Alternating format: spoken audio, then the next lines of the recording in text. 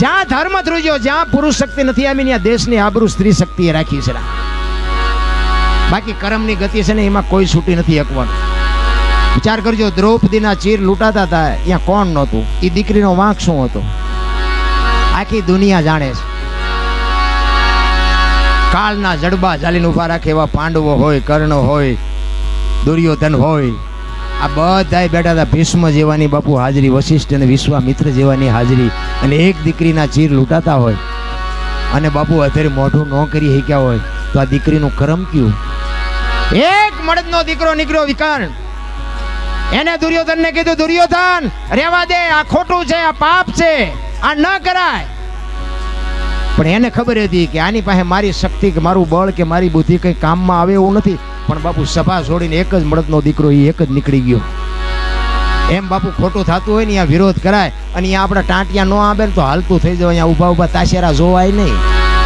એ મર્દાનગી ન કહેવાય. રામ નો આપણા ટાંટિયા આવે, કારણ કે અત્યારે તો બાપુ રાકા ગહી નાખે, રાકા.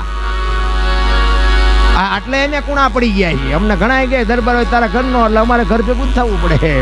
કારણ કે આપણે એના હમું તાકી રહ્યા હોય, બીજો વાહે કામ પતાવીને હાલ્યો જાય. કઈ કહેવા મેં હમણાં કીધું, એ માણા બોલે કઈ ને હાલે કઈ. ઓલો હજી આપડી યાર ચર્ચા કરતો હોય, ઓલો મારો દીકરો એની પાસે હરી કાઢે, ક્યાં જવું? એટલે અત્યારે બાપુ પૈયા લાગીએ, પણ નાના હળવા થઈ જાઓ, હળવા જીવવાની મજા આવશે, ફૂલ જેવા થઈ જાઓ. હા જીવવાની. તમે જોજો, ત્રીજા માળ કે ચોથા માળ ઉપર હાથી જેવું જનાવર ચડાવો અને પછી પડતું મૂકો, જીવે? નો જીવે. શું કામ? ફાયરે છે. અને આ કીડી ને મસર ને માયક ને દવામાં માળે ઘા કરજો, જો મરત મને કહેજો. શું કામ? નાના છે, નાના થઈ જાવ. ઘણી જગ્યાએ પ્રોગ્રામમાં જાય ને, સ્ટેજ નાનો હોય ને માણસો જાજા હોય ને, પછી મંજૂરી ન વગાડતા હોય તો એ સડી જાય. બેઠા હોય, અમને ભીડ કરતા હોય. અમે કેવી ક્યારેક તમને કંઈક આવડતું હોય તો એમ હેઠા ઉતરી જાય કે ના મને કંઈ નથી આવડતું, તો હેઠો મેં લે. પણ નો ઉતરે નહીં. એને એમ થાય કે હું કંઈક શું. પછી આયોજકો હોય ને એ એમ કે ભાઈ આ અમારે સરપંચ આવ્યા, થોડાક આગા બેહો. એટલે પછી એમ કહીને થોડોક આગો ખેડે. પછી ધારાસભ્ય આવે, કે આ ધારાસભ્ય થોડાક આગા બેહો, આમને બેહવા દો. એમ કરતા કરતા જોડામ કાઢે. એના કરતા પાદરા જોડામ બેઠા હોય કોઈ કે આખો જાય. બે આવું જ નથી, બધા ગાડલા જ ગોતે છે. થોડીમાં બેહો, કોઈ નો કે આખા જાવે. નાના થઈ જવાની મજા છે. રામ એટલે જ મહાપુરુષોએ કીધું છે, કાંઈક કરી લેજો. રામ એક ઘડી આધી મેં પુનિયા તુલસી સંગત સાધુ કીધું કટે કોટી અપરાધ. બાપુ આ તમે જે અત્યારે બેઠા છો ને, આ સમય જ તમારો બાપુ ચોપડામાં નોંધ થાય. સંતો કહે છે આવું. બાકી તો પેટ ભરવા હાટું તમારે મારે બધાને જાવા મારવા પડે. આપણું કુટુંબ હોય, આપણું ગુજરાન ચલાવવા માટે બધું કરવું જ પડતું હોય. પણ એક ઘડી આધી ઘડી ગંગા સતીએ તો બાપુ ત્યાં સુધીની વાત કરી કે 21,600 શ્વાસા તમારા એમ નામ જાય છે. વિચાર કરજો, 1 મિનિટના 15, 1 કલાકના 900, 12 કલાકના 10,800, 24 કલાકના 21,600 શ્વાસાનો ગંગા સતીએ હિસાબ માર્યો. રામ ઘડિયાળ આમ રાખીને તમારે માપ ગણવા હોય ગણી જોઈએ. પણ શરીર રેડી હોવું જોઈએ, સુવાસ નો હોવો જોઈએ. સુવાસ હોય તો 10,000 થઈ જાય, એની વાત નથી. શરીર રેડી હોય તો બાપુ આ ગંગા સતીનો સચોટ હિસાબ 21,600 શ્વાસા થાય 24 કલાક. અને એની હારે બાપુ આ તમે છો ને બોલે એ બીજો નહીં, પરમેશ્વર છે પોતે. અકલ મઠા અવળા મથે બહાર જઈને ગોતે. આ તમારો મારો જે સ્વર છે ને એ જ ઈશ્વર છે, બીજો કયો ઈશ્વર છે? ઈશ્વરા રામ ને કૃષ્ણ ની તો બધા સારા કામ કર્યા એટલે પૂજાય છે, એ કઈ ભગવાન નથી. આ બજરંગદાસ બાપા આપણી દુનિયામાં અમારા ગુરુ મહારાજ ને આ બધા ભેગા ભજન કરેલા. અમારા ગુરુ મહારાજ વાત કરતા, આ બજરંગદાસ બાપા, સવારામ બાપા, આ બધાની ભેગા બેઠેલા. હવે તમે વિચાર કરો, કોઈ ગામ એવું નથી કે બજરંગદાસ બાપાની મઢોલી નો હોય. બાપુ આનું ભજન કેવડું. બસ વાત આટલી છે. તમે એની હારે તાર રાખો. બાકી ભલે કુટુંબ હોય, આને કાંઈ નહોતું, માણા વચ્ચે નહોતા રહેતા. અને જેને ગાળીઓ ખાતી ને ઈવડાઈ અત્યારે મારા દીકરા પ્લેનમાં ફરે, અને આ બાવો નોકરી ગાળ્યું દે, ઈવડાઈ દાંતણ બેસે. કારણ કે સાધુની ભાષા સમજવી અઘરી છે. સાધુની ભાષા હજી બાપુ તમને મને ગળે ઉતરે જ નહીં. કારણ કે એક બનેલો બાવો બપોરનો તડકાનો વાટ વાઈ ગયો છે ને, કે આના કરતા બાવા થઈ જાવ સારું, એ બાવો બનેલો. પછી ક્યાંક આવો મેળાવડો હતો ને, આ બધા સાધુ સંતો ભેગા થયા. એટલે અત્યારે જમવાનું બધે બુફે હોય, પણ સંતો સાધુ હોય ને બેહીને જમાડવાની વ્યવસ્થા હોય. એટલે ઓલો કે આપણે બાવા જ બનેલા છીએ, આપણે આ પીળા પહેર્યા છે, આપણે સાધુ ભેગા જ બેસી જાય. એ સાધુની લાઈનમાં બેસી ગયો. અને પછી બધે પ્રસાદી ને બધું વેચાતું હોય ને, રોટી રામ એમ કરતા હોય, દાળ રામ એમ કરતા હોય. તો ઓલો બનેલો હતો ને એ શું કે ખબર કે મીઠું રામ લાવો. અને પડખે બેઠા હતા ને બાપુ, એ કે એ સાલા ડુપ્લિકેટ લગતા હે. એ કે બાવો ક્યાંથી બન્યો? એક ચીપિયો ઉપાડ્યો કે બાવો શું? કે ના બાપુ હું બાવો નથી. એ કે મીઠું રામ કહેવાય, રામરસ કહેવાય. સાધુની ભાષા નો સમજો, ચીપિયા ખાવાના વારા આવે. આ એવું છે.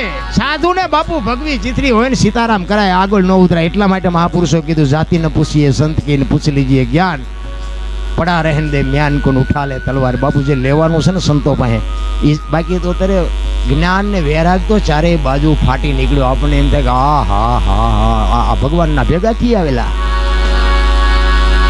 જ્ઞાન ને વૈરાગ અત્યારે કેવું ખબર છે તમને કહું? ઓલી આપણે વાવણી કરવી ને, વાવણી એ 3 પ્રકારની વાવણી હોય. જે ઊંડું જાય ને એ ન ઉગે, ઉપર પીડ્યું હોય એ ન ઉગે, અને બરોબર આમ માપે પીડ્યું હોય ને એ ઉગે. પછી આપણે ક્યાંક જઈએ ને તો આપણે જે કાંઈ પૂછ્યું ન હોય ને ત્યાં તરત બોલવા માંડે, રામે આમ કર્યું હતું, કૃષ્ણએ આમ કર્યું હતું, રાધાજીએ આમ કર્યું હતું. એટલે આપણે સમજી લેવાનું કે આ ઉપર પીડ્યું છે, આ ઉગે નહીં. પછી અમુક આપણને પ્રશ્ન મૂંઝવતો હોય અને આપણે કોઈ સંત પાસે જઈ અને કહીએ કે બાપુ આનું કંઈક સમાધાન કરી દો ને, એ બધી ગહન વાતું છે, એ તમને ન ખબર પડે. સમજી લેવાનું કે આ ઊંડું જીવ થાય ન ઉગે.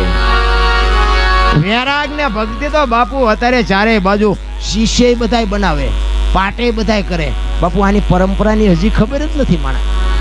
પાટની પરંપરા જીવતી રાખવા માટે આ રામદેવજી મહારાજને બાપુ આ દુનિયામાં જન્મ લેવો પડ્યો, કૃષ્ણ પરમાત્માને. શું કામ?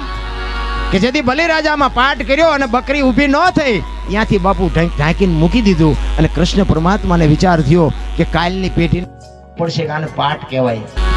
પાઠની પરંપરા ચાલુ રાખવા માટે એને અવતાર લેવો તો, પણ બાપુ ઘર તો એવું હોય, અહીંયા અવતાર લે, જ્યાં ત્યાં તો કંઈ લેવાય નહીં. અને એમાં બાપુ પોકરણગઢ અજમલ રાજાને દીકરાની ખોટ અને દ્વારકાના ધક્કા ચાલુ કરી દીધા. અને સમય પ્રમાણે ભગવાનનો ભેટો થયો. અને ભેટો થયા પછી કીધું કે પ્રભુ મારે દીકરાની ખોટ છે એટલે ધક્કા કરું છું, કાં તો દીકરો આપો ને કાં હું મારો દેહ પાડી દઈશ. ભગવાને કીધું જાય કે તને દીકરો, ભગવાન તારા ઘરે દીકરો થાય. હાલતો થયો ને પછી એને ભેરવો રાક્ષસ યાદ આવ્યો. કોને? અજમલને. કે આ આપે દીકરો કાંઈ મોળો ન હોય, પણ જો ભગવાન પોતે મારા અહીંયા દીકરો થઈને આવે ને તો આ ભેરવાનો વિનાશ કરે. અને પાછો વળીને કીધું બાપુ પ્રભુ તમે મારા દીકરા થઈને આવો ને. અને તેથી બાપુ અખિલ બ્રહ્માંડ નો માલિક કે છે કે સાહેબ સબકા બાપ હે ને બેટા કિસી કા નહીં. બેટા હોકે જન્મે એવો સાહેબ નહીં. તારે જરૂર હોય તો હું દીકરો થઈને આવું ખરો, પણ હું કઈ જન્મ ન લઉં, પાથરો આવતો રહીશ. કંકુના પગલા પડે ને સમજી લેજે, કારણ કે આને જાવું તું. અને આ મેળ ખાઈ ગયો. અને આ રામદેવજી મહારાજ બાપુ આ પાઠની પરંપરા ચાલુ રાખી. અને એને કીધું કે ભાઈ બીજી કઈ લપમાં ન ઉતરશો, પ્રસાદી હુકડીની કરવાની, બીજું કઈ ઊંડા ન ઉતરશો. અને જેથી રામદેવજી મહારાજ, સંતો કહે છે રામદેવજી મહારાજ જેથી સોધામ ગયા ને એ વખતે એમને એવો ખુલાસો કરેલો કે ચોખા ઘીની જોત, ગુગળનો ધૂપ, બીજ હોય, પાંચમ હોય, પૂનમ હોય, 11 હોય, મારા નામના 5 ભજન ગૌરાવજો. હું કોઈ પણ સ્વરૂપે આવીને બેહીશ. બાકી જોત ઉપર ભરોસો રાખજો. બાકી હવે હું તમને રૂબરૂ નહીં મળું. તમને ભરોસો હોય કે ન હોય, બાકી ભજન હોય ને અમે માની છીએ કે અહીંયા મારો રામ બેઠો હોય. 100%ની વાત છે. આ રામદેવજી મહારાજ સમુખે બોલેલા. કારણ કે રામદેવજી મહારાજ અહીં આવ્યા એનું કારણ એના કુટુંબ નો સમજી ગયા. તમે હું આજે આપણે સમજી ગયા કે રામદેવજી મહારાજને આપણે માનતા કરી તો આપણું કામ થાય, આમ થાય. જેના કુટુંબમાં જન્માન એ ન સમજી ગયા. આ સવારામ બાપાને લ્યો જમનામાં ન સમજી ગયા, જબુમાં સમજી ગયા. આ તો કોના ભાગનું છે કોને ખબર છે.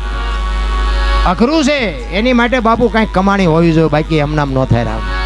એટલા માટે સંતો તમને મને ખૂબ શાન કરી છે. એટલા માટે આ જલા બાપાની ભજનની 2 વાણી કરી, 2 કડી ગઈ અને પછી મારી વાણીને વિરામ આપું.